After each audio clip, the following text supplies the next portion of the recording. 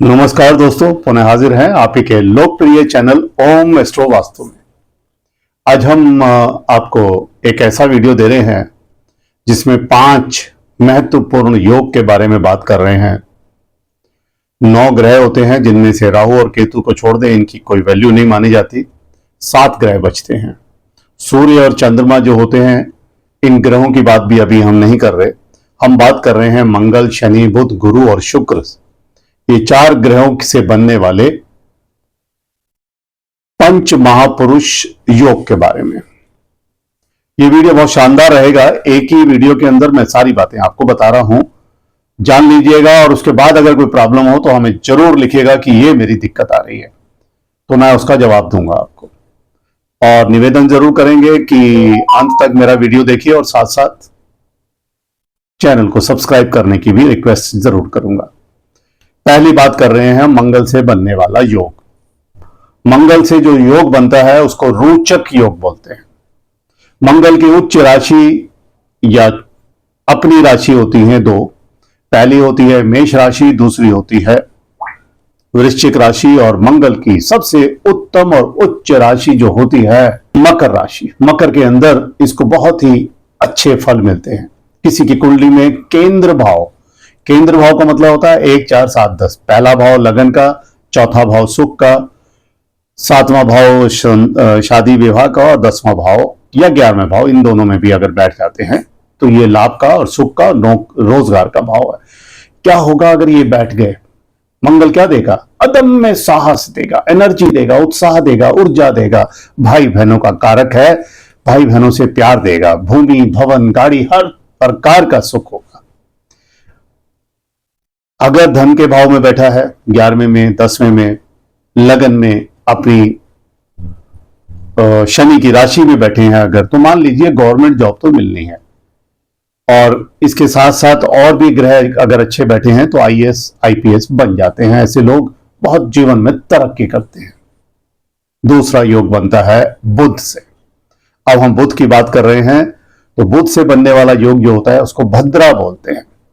मिथुन और कन्या राशि इनकी अपनी राशि होती है, इनकी कोई उच्च राशि नहीं होती। कन्या को ही हम उच्च राशि बोलते हैं।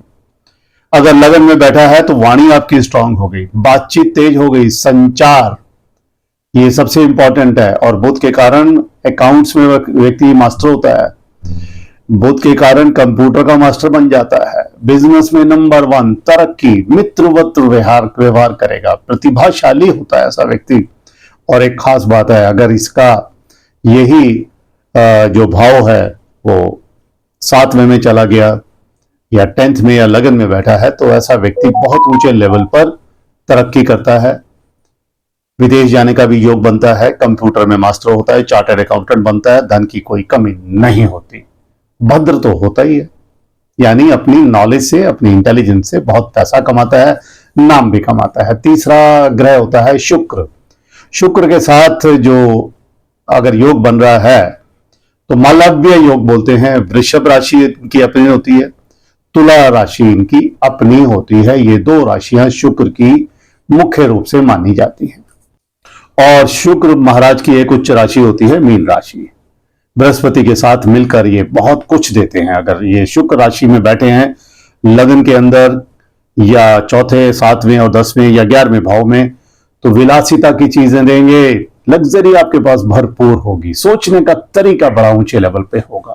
महंगे कपड़े पहनेंगे। मीडिया, टीवी, फिल्म, ये सारी चीजें आपके लिए हैं। ऐसे लोग डॉक्टर बनते हैं, धनी होते हैं, आकर्षक होते हैं, प्रैक्टिकल होते हैं। सबसे बड़ी बात है इनको पता है दुनियादारी कैसे निभानी है, इसलिए तरक्की करते हैं। एक योग बन गया शनि के कारण। शनि अगर बैठे हैं आपके, शनि की 2 राशियां होती हैं, मकर और कुंभ। और शनि की उच्चतम राशि होती है तुला। शुक्र के साथ इनकी दोस्ती है। शनि का अगर लगन या कहीं भी बैठे हैं और शश योग बन गया इन राशियों के बैठने के कारण, तो आपके अंदर कॉन्फिडेंस भी आ रहा है, धैर्य भी आ रहा है, पेशेंस भी आ रही है, आगे बढ़ने की क्षमता भी है। साधारण परिवार से बड़े टॉप पे उन्नति करते हैं, यश मिलता है, सफलता मिलती है, सरकारी जॉब मिलती है, सरकारी साधनों से ऐसे लोग बड़े मजे लेते हैं। ये सबसे बड़ी बात मैं आपको बता रहा हूं। संपत्ति भी जुड़ती है, यानी ऐसे लोगों का जो इनिशियल है वो थोड़ा खराब होता है, बड़ी मेहनत करनी पड़ती है, रगड़ रगड़ के आगे पहुंचते हैं। लेकिन जब पहुंचते हैं अपने शिखर पर, तो ये पीछे मुड़ के देखते हैं तो लगता है इन्होंने बहुत तरक्की की है और स्थिरता रहती है। ये नहीं है कि इनके जीवन में कुछ खराब आ गया तो वो चला जाएगा। और ऐसे लोगों के लिए शनि की 6.5 भी कुछ नहीं करती, लाभ ही देकर जाती है। बृहस्पति जो पंच महापुरुष का सबसे उत्तम योग बनता है, इसको हंस योग बोलते हैं। धनु राशि वृश्चिक गुरु की उच्च राशि अपनी राशि है, मीन राशि भी है।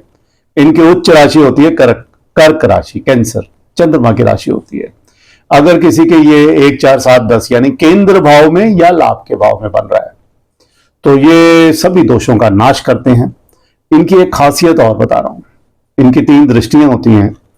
अगर ये कहीं भी बैठे हैं वहां तो फल देते थोड़ा उतना नहीं है, देंगे तो सही 100% देंगे, लेकिन जब ये दृष्टि डालते हैं, यानी अगर लगन में बैठ गए और हंस योग बना दिया तो 5वीं दृष्टि देगा, बड़ी नॉलेज होगी, पढ़ाई वाला होगा। 7वीं दृष्टि 7वें भाव को देगा, विवाह में बहुत उत्तम पत्नी मिलती है। 9वें भाव को मतलब भाग्य को भी वृद्धि कारक बना रहा है। इनकी दृष्टियों से बड़ा फायदा हो जाता है। ऐसे लोग अगर ये योग बना हुआ है, मेडिकल में टॉप करते हैं, MBBS MS बनते हैं, जज बनते हैं, IAS अफसर, धार्मिक नेता भी बनते हैं। वाणी उत्तम होती है, स्वभाव उत्तम होता है, सबको साथ लेकर चलने की आदत होती है।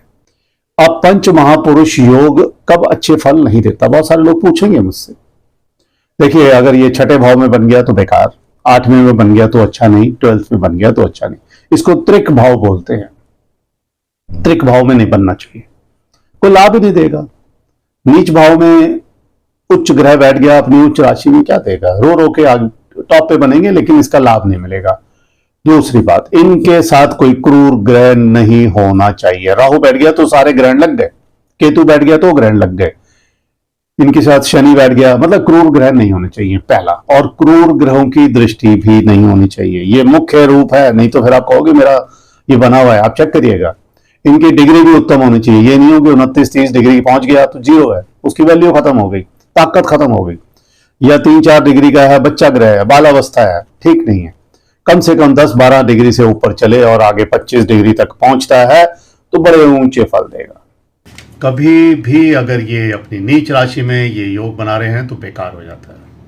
मंगल की नीच राशि कर्क होती है, बुध की होती है मीन, शुक्र की कन्या, शनि की मेष और गुरु की मकर। इनमें अगर बैठ गए तो लाभ की जगह बड़ी भयंकर हानि देंगे। हर तरह के दुखों से आपका सामना करना पड़ेगा। नवमाश कुंडली भी देखनी जरूरी है। वहां पर ये जो शुभ ग्रह बैठे हैं आपके लगन में, ये वहां जाके नीच के तो नहीं हो गए, फल तो देंगे क्योंकि लगन इज वेरी पावरफुल, लेकिन उन फलों में थोड़ी रुकावट आएगी, देरी आएगी। इतनी सी बात और विशेष जान लीजिएगा।